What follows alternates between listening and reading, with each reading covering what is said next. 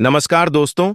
आज हम बात करेंगे एक ऐसे बदलाव के बारे में जो न केवल एशियाई देशों के लिए बल्कि पूरे विश्व की अर्थव्यवस्था के लिए महत्वपूर्ण साबित हो सकता है। हम अक्सर देखते हैं कि इंटरनेशनल पेमेंट सिस्टम जैसे स्विफ्ट का कंट्रोल अमेरिका और यूरोप के पास है। इस कारण जब भी किसी देश पर दबाव डालना होता है तो अमेरिका और यूरोपीय देश स्विफ्ट का सहारा लेकर आर्थिक प्रतिबंध लगा देते हैं। लेकिन अब ब्रिक्स के सदस्य देश यानी भारत, चीन, रूस, ब्राजील और दक्षिण अफ्रीका इस एकाधिकार को चुनौती देने के लिए एक स्वतंत्र पेमेंट सिस्टम विकसित करने पर काम कर रहे हैं।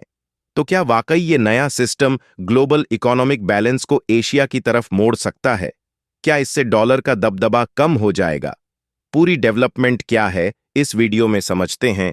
लेकिन आगे बढ़ने से पहले वीडियो को लाइक करके चैनल को सब्सक्राइब करना न भूलें, क्योंकि यह आपके लिए 1 सेकंड का काम है, लेकिन इससे हमारी काफी बड़ी मदद होती है।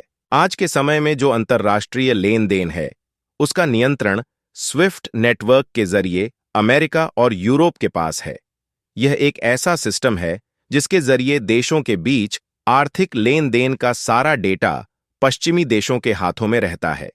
जब भी किसी देश से असहमति होती है तो अमेरिका स्विफ्ट के माध्यम से उस देश पर प्रतिबंध लगा सकता है, जैसे रूस और ईरान पर लगाए गए हैं।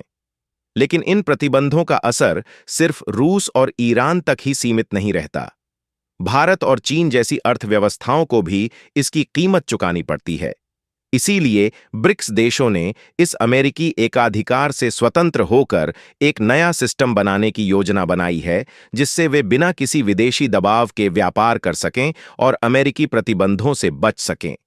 जब से रूस पर आर्थिक प्रतिबंध लगाए गए हैं, तब से भारत और चीन की कई कंपनियां जो रूस के साथ व्यापार करती हैं, अमेरिकी प्रतिबंधों का शिकार हो रही हैं।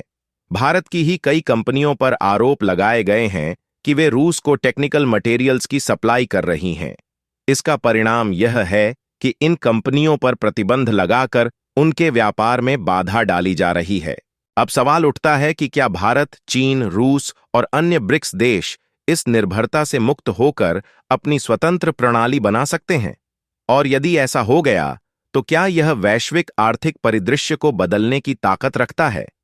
ब्रिक्स देशों ने मिलकर एक नया प्लान तैयार किया है जिसे M-ब्रिज कहा जाता है। इसका उद्देश्य एक ऐसा डिजिटल पेमेंट सिस्टम बनाना है जो ब्लॉकचेन तकनीक का इस्तेमाल करके तेज, सुरक्षित और सस्ता हो।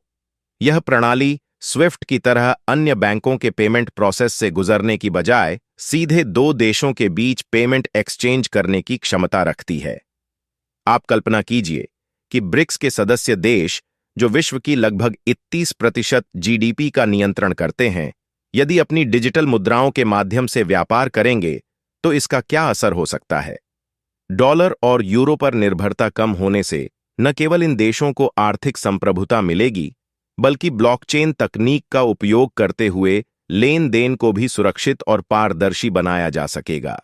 अब आप सोच रहे होंगे कि क्या ब्रिक्स का यह नया पेमेंट सिस्टम डॉलर के प्रभुत्व को वाकई चुनौती दे सकता है?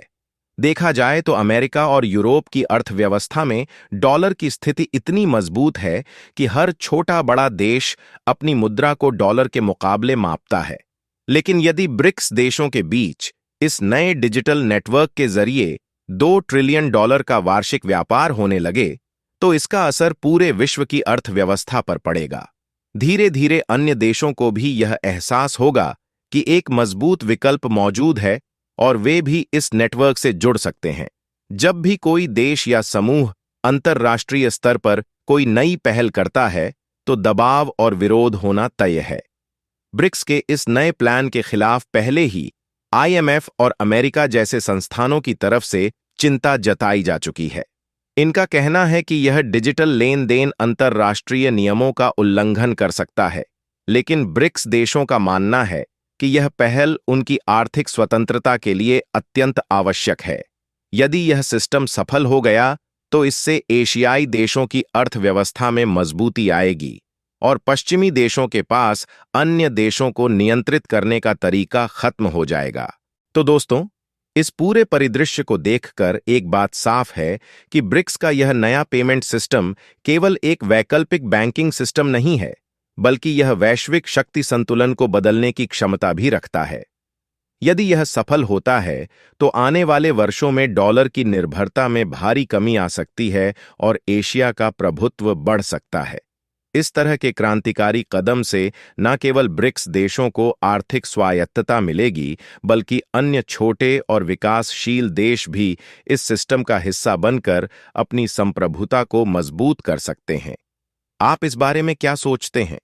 क्या ब्रिक्स का यह प्रयास सफल होगा?